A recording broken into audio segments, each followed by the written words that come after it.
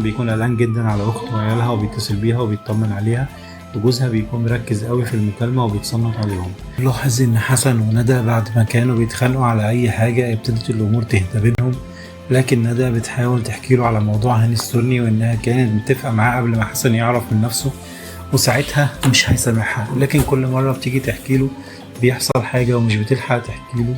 وطبعا هو كل ده مفكر إن هاني السني بيجري وراهم لأنهم حطوه في مشكلة مع أصحاب شركة التعدين، ومش جاي في باله خالص إن ندى ممكن تكون متفقة معاه من الأول، وإنها كانت ناوية تشتغل حسن من الأول. وبيتجمع ندى وعزت وحسن بيعملوا كيك لعيد ميلاد عزت، وبعدها حسن بيدوخ وبيقع وعزت بيتخض عليه جدا، وندى بتقول دي أكيد عدوى من الجرح. وهنا عزت بيقول أنا قلت له كذا مرة يغير على الجرح، يعني عزت فاكر إن هو قال له أكتر من مرة يغير على الجرح ومش ناسي. وهنا بتظهر أول علامة استفهام، وحسن بيسخن جدا وبيبدأ يخطرف وبيقعد يقول ندى، وعزت مش بيستغرب اما بيسمعه ولا بيتكلم في الموضوع.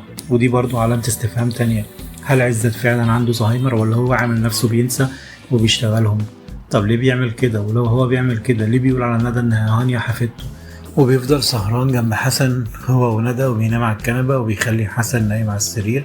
وتاني يوم الصبح حسن بيفوق بيلاقي نفسه نايم على سرير عزت، وبيروح لندى وبيتكلم معاها، وفجأة بتجيله مكالمة من خالد جوز أخته وبيقول له إن في ناس جم أخدوا أخته وعيالها وإنه مش عارف يتصرف إزاي.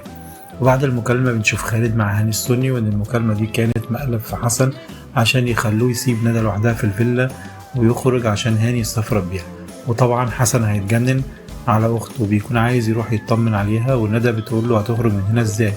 وساعتها بيفكر في فكرة وبيتصل بعصام اللي بيكون قلقان عليه جدا وبيطمنه وبيطلب منه انه يجيله عند الفيلا وياخده.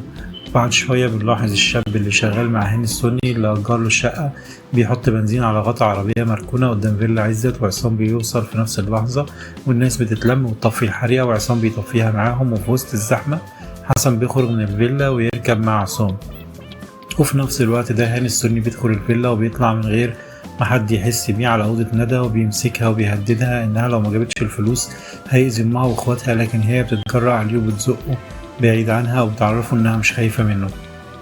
وهنا هاني بيلجأ لخطة تانية وهي إنه يوقع بينها وبين حسن، وبيقول لها إن حسن مرجعش البيتكوين كلها للشركة زي ما هي فاهمة، وإنه رجع نصها بس، وإنهم مش هيسيبوهم غير لما ياخدوا باقي البيتكوين والفلوس.